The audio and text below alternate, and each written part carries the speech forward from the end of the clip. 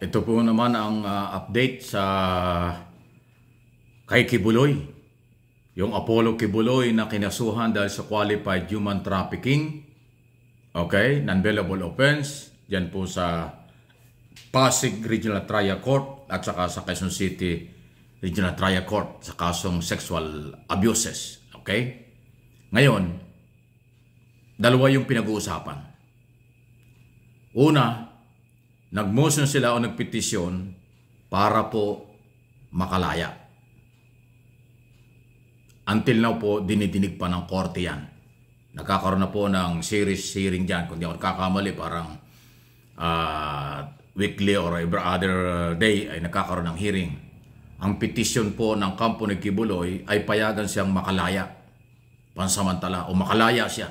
Dahil siyempre sinasabi niya mahina ang kaso. Pero mahigpit na tinututulan ito ng mga prosecutor ng pamahalaan at private prosecutor mismo na nagsampa ng kaso laban kay Kibuloy.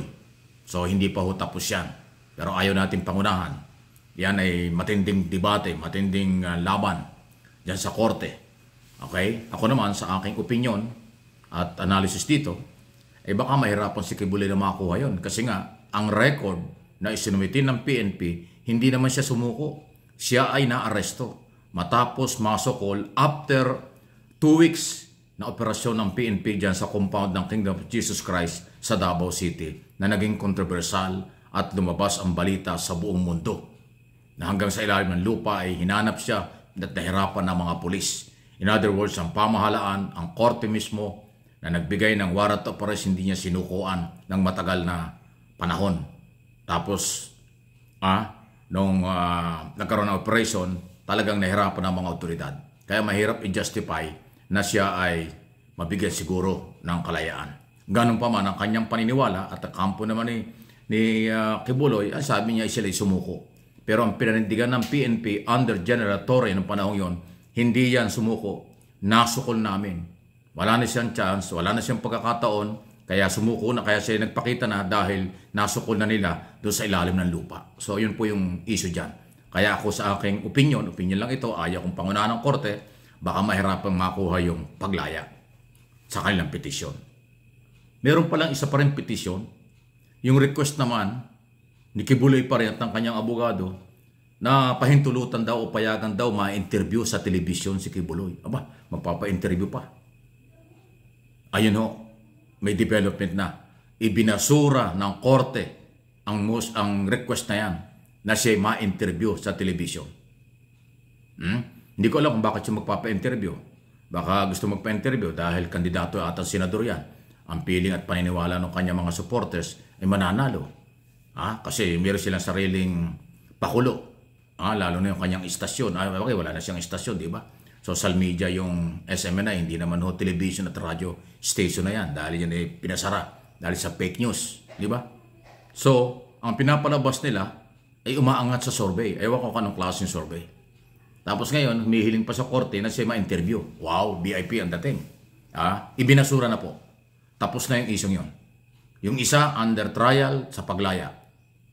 Pansamantala. Ito namang petition para siya ma-interview, binasura na po. Pinatay na ng korte ng Pasig.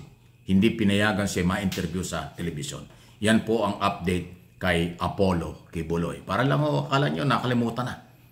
Lahat ng galaw sa korte, kung pwede naman pag-usapan, walang masama. Huwag lang natin pangungunahan ng korte. Maaari may sarili tayong opinion, hanggang doon lang yon. Pero hindi natin pwede silang pangunahan kung anong gagawin. Okay? Dahil sa kanyang mga kaso. Under trial, matagal-tagal yan.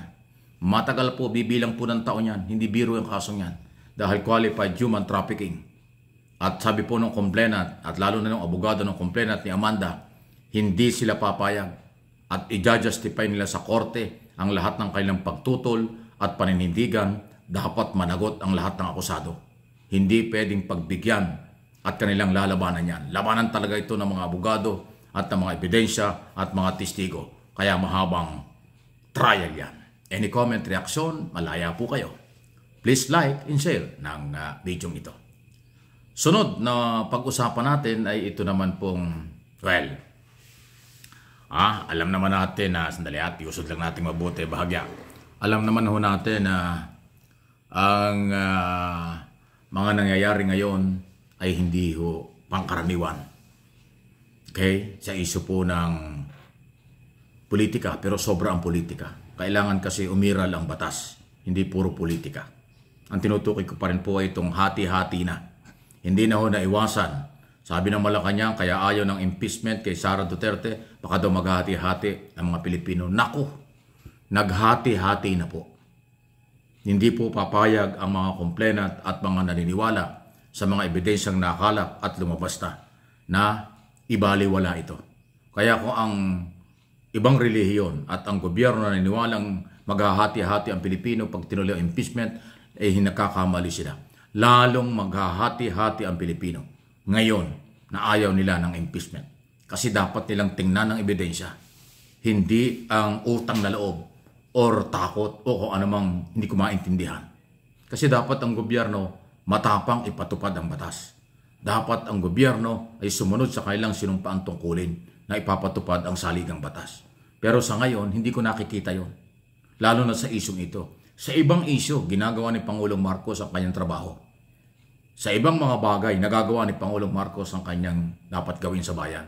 Pero dito sa isyu ng impeachment ay hindi ko nakikita. Kasi yung kanyang opinion na ayaw niya ng impeachment dahil sayang lang daw ang oras nito, ay hindi ho katanggap-tanggap yan. Dahil ngayon, hindi lang opinion, ginawa ng policy. Kasi ang sinasabi ng Malacanang, yan ang gusto ng Pangulo at pinaninindigan. Eh akala ko ba opinion lang? Eh bakit naging direktiba na? Bakit naging policy na? Eh paano yung saligang batas? Baliwala yon? Ang impeachment, hindi trabaho ng Malacanang. Ang impeachment ay nasa batas at yan ay obligasyong gawin, karapatang gawin ng taong bayan kung may nakikita silang pwedeng paglabag ang isang impeachable official. Kaya nga may mga complainant na dinala sa Kongreso. Kongreso at Senado ang merong jurisdiction sa impeachment. Ngayon, kung yung opinion ng Pangulo ay naging policy na, ibig sabihin mabubulag na at mabibingi-bingi na, magbibingi-bingihan na ang ating mga mambabatas sa Kongreso at Senado dahil yung opinion ng Pangulo naging policy na. Abay, nasa ng katarungan. Paano yun? Pera ng bayan ang pinag-uusapan dito. 612 ba o mahigit na 600 milyong piso ang confidential at intelligence fund sa Department of Education at Office of the Vice President na nadiscover ng Blue Ribbon Committee ng Kongreso na hindi malinaw kung saan ginamit. Merong acknowledgement receipt na napunta kina Mary Grace Piatos, Kokoy Villamin at marami pang iba na ang sabi ng Philippine Statistics Authority, walang taong ganon. Walang birth certificate, walang marriage contract, wala ring death certificate. So, bogus yan. Multo yan. Mahigit na 600 milyon na multo. Wala lang sa inyo. Eh, pera ng bayan yan ha. Pera nating lahat yan. Bakit hindi nyo pangatawanan na bigyan ng proteksyon? Bakit sa opinyon ng Pangulo nakasandal kayo? Eh, opinion lang yun. Hindi naman sinabi ng Pangulong direktiba yun. Pero ngayon, binabago na nila. Parang direktiba na. Bumahag na ang buntot ng mga congressman. Sayang itong kongresong ito. Akala ko pa naman matino.